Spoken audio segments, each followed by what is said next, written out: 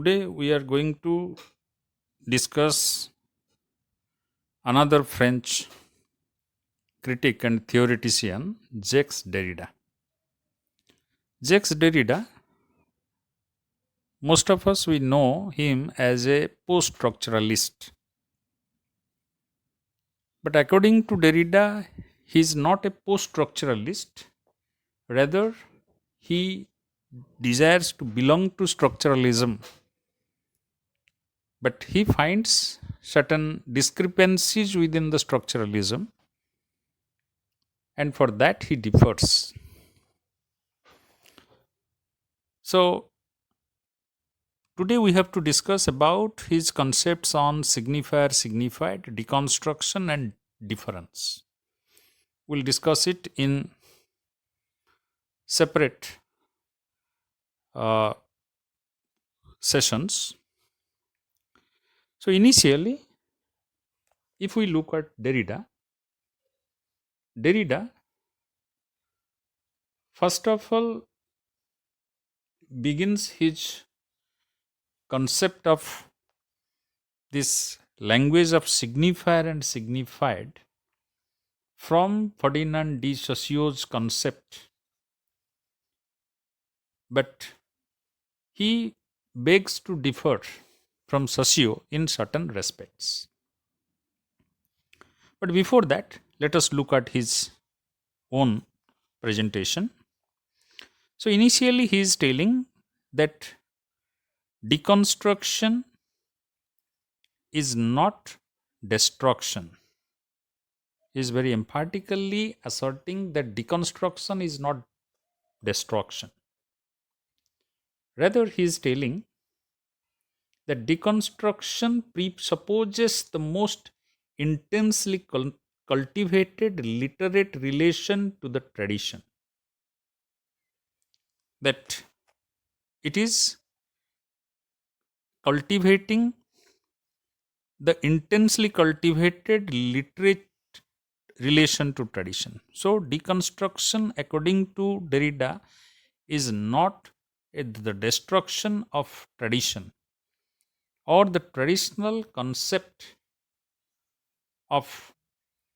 Rather, he says that philosophical culture is a necessity for deconstruction. That means the traditional concept of language or the traditional concept of the text, it is not destroyed by deconstruction. If it will be destroyed, then deconstruction itself will be nowhere. So the text must be there. The traditional concept of philosophical culture associated with language, it will be there, and then only deconstruction will work. Therefore, those people who criticize deconstruction as destructive or barbarian is telling that it is not so. And he is further elaborating that deconstruction must not impose itself, but at the same time, obviously, this respect is a calculation. It is contaminated by calculation. So, deconstruction is not an imposition. It is not going to impose itself on any text or any linguistic structure. Rather, there is a negotiation inside deconstruction. He is telling that deconstruction consists of a negotiation. It is not an offensive mechanism. It is not a tool to destroy. It is not a method, nor it is a critic.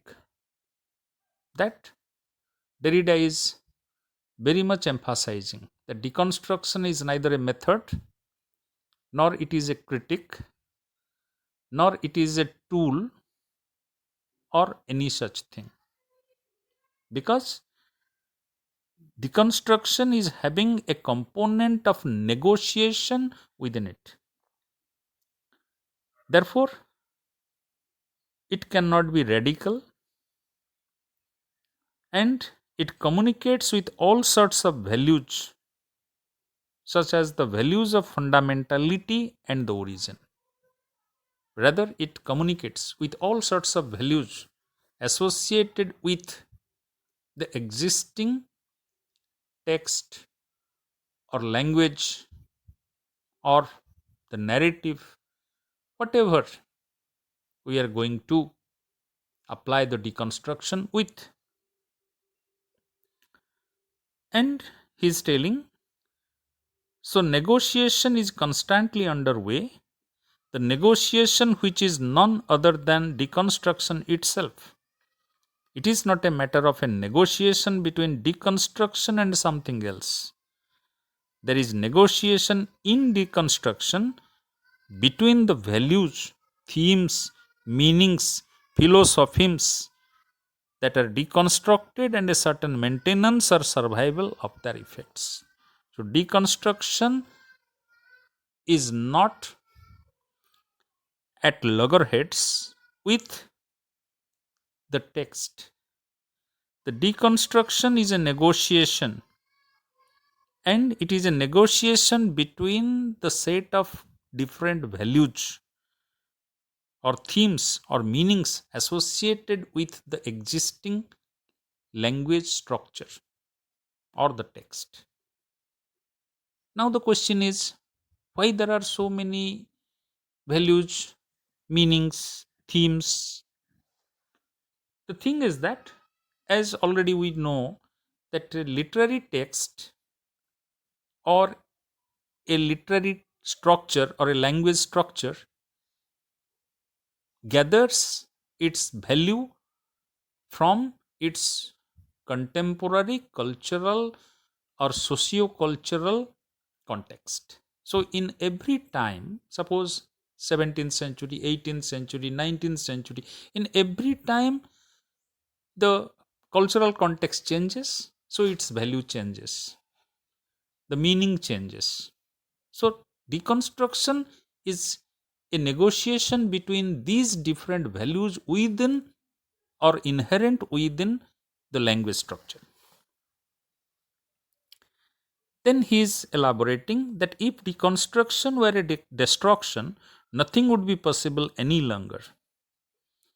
But deconstruction involves the structures or the constructa, the things constructed that make life or existence possible. So he is telling deconstruction is never a destruction. If it will be a destruction, then nothing will be possible because it will destroy the linguistic structure. Then where the deconstruction will take place? The deconstruction, according to him, involves the structure, the existing language structures or the text.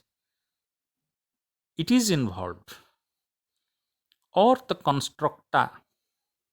Constructa means the things constructed that make life or existence possible.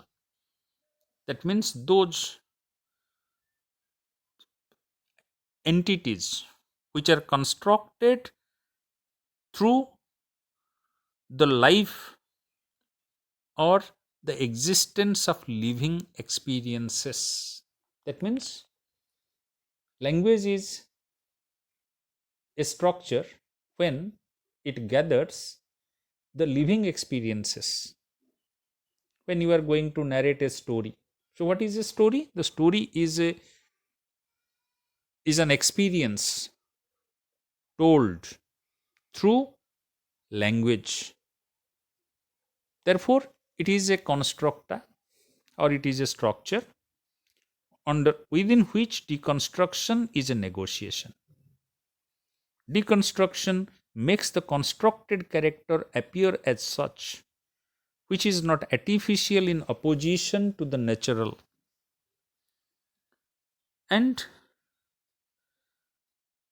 it negotiates for what?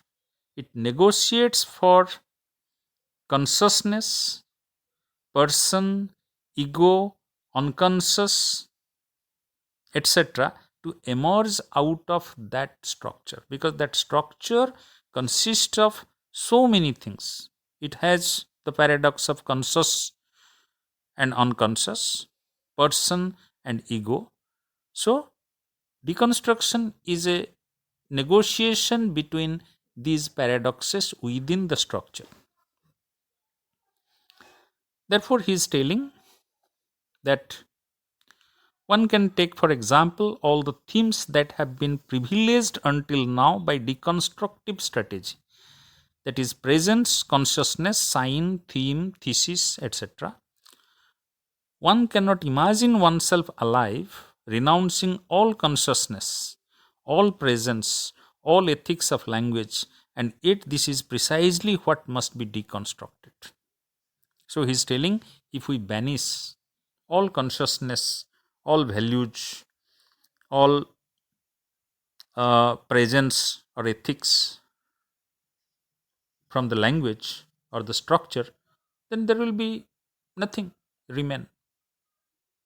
So deconstruction doesn't mean that. Deconstruction means it is the negotiation between the existing layers of consciousness, layers of values, layers of personality, ego, whatever is there within that structure. And he is telling that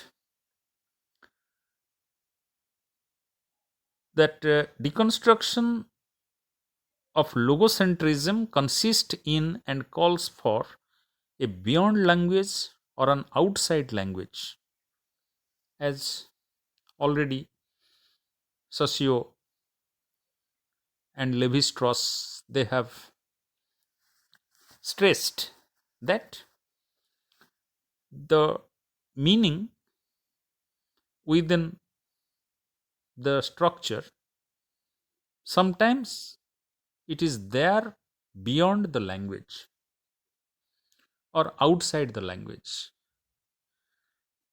But Derrida is telling that logocentrism, when it will be deconstructed, it may call for beyond language or outside language, but actually everything is within language. The meanings are within the language. The meaning is not outside the language. So here he differs from Levi-Strauss. And he is telling that there is only language, there are no things, there is nothing beyond language. This is an absolute linguisticism. So deconstruction is absolute linguisticism. It works within the perimeter of language or the linguistic structure. It doesn't go beyond that. And further, he is telling one must constantly recall a certain irreducibility of the textual or discursive dimension of language, and at the same time recall that there is in the textual something that is not discursive, a trace that is not linguistic. So he is telling that we consider there are certain irreducibility of the textual. That means text is having some meaning which cannot be reduced, or where there is discursive dimension of language. Language can be discursive, means it can be debated. It can go through certain debate and discussion. But at the same time, he is telling that the textual something that is not discursive. Language is discursive, but at the same time, language, some part of the language is not discursive, which is not for any negotiation, not for any discussion. A trace that is not linguistic. So, within the language, there are paradoxical presence of irreducibility and reducibility, discursive and non-discursive. The undeconstructible, if there is such a thing, is justice, he is telling, then what is undeconstructible in this world of scholarship or world of knowledge. He is telling justice is one such thing. Law is deconstructive. But justice cannot be, because justice makes variations. It makes variation according to person, according to time, according to relationship, according to so many things, space. So he is telling justice is one such example which is not deconstructible. Therefore, he is telling the openness of the future is worth more. That is the axiom of the deconstruction, that on the basis of which it has always set itself in motion, and which links it as with the future itself to otherness, to the priceless dignity of otherness, that is to say, to justice. So, he is telling deconstruction is associated with openness of the future. That means deconstruction is also not a one time phenomenon. Deconstruction is a continuous process, it is an unending process. If the linguistic structure or the text is undergoing deconstruction, it will be going on deconstruction forever and forever. Emerging new relationships between the words or the parts of the structure will be emerging. It is an unending process. In any case, a deconstruction cannot first be something other than a genealogy, a series of genealogical questions on the whole. Therefore, he is telling deconstruction cannot first be something other than genealogy. If deconstruction is there, if it is taking place, it is taking place with the genealogy, means the origin, the true origin of the word. Suppose 2000 years ago a word was coined, and that word was embellishment. So at that moment, if that word was coined by Aristotle, Aristotle meant something for embellishment. But gradually through the ages, the word embellishment is going through different suggestiveness, not forgetting the first one.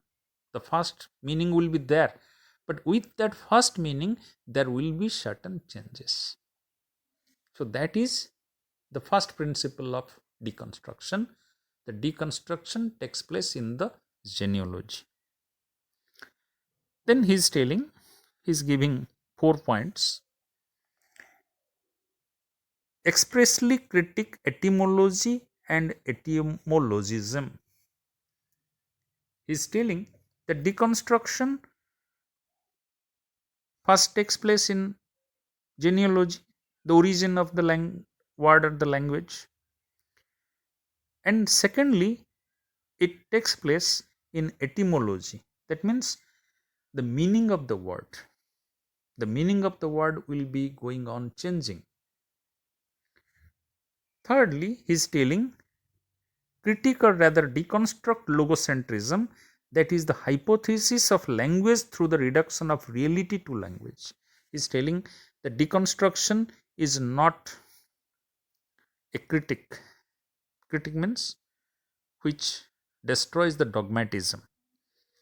He is telling that it is rather deconstructing the logocentrism, the centrality of language, the centrality of emphasis on language, that is being deconstructed. That it is not be all and end all. If you have said he is a good boy, is not a fixity.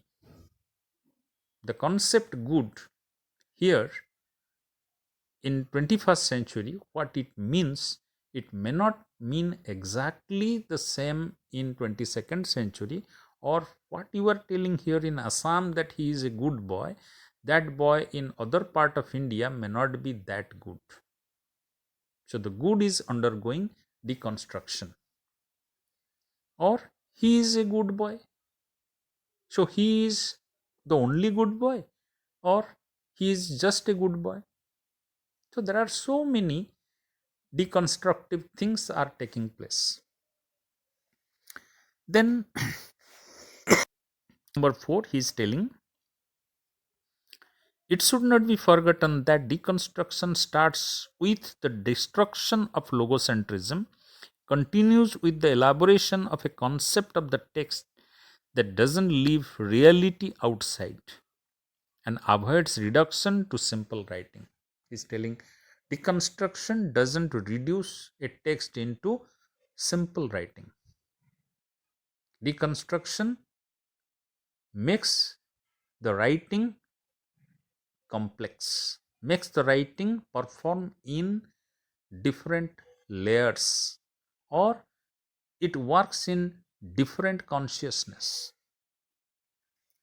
Number 5, thematically, clearly, and insistently, I have formulated a critique of linguisticism, rhetoricism, etymologism, etc., which means that when I speak of the proper, I have already taken the precaution of saying that it is not simply the semantics of the proper. So he is telling that deconstruction is working in the theme of the language, or the linguisticism or rhetoricism, where the theme is also undergoing deconstruction or negotiation, because there are so many components of language associated in a text, like semantic, rhetoric, its etymology, its phonetic aspect, and all that. So what will happen?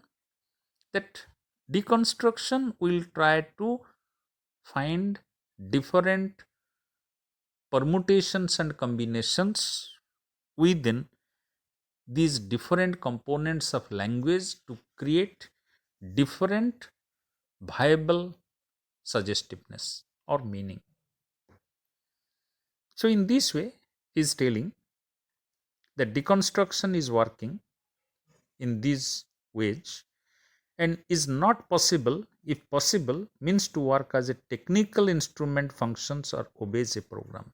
So deconstruction is not a method, it is not a technical program, it is an explanation with an experience of the impossible. Therefore he is calling deconstruction as an explanation with, it is an explanation with the text.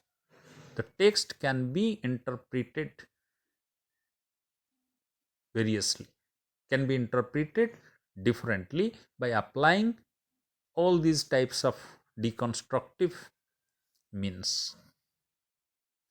So deconstructing is not possible in someone's, a group's, a discourses, and institutions mastering a methodology or technique applied to making something happen. And he is telling that deconstruction at work in what one might call history. That means deconstruction cannot be a method. If it will be a method, then the literary text or the language structure, it won't be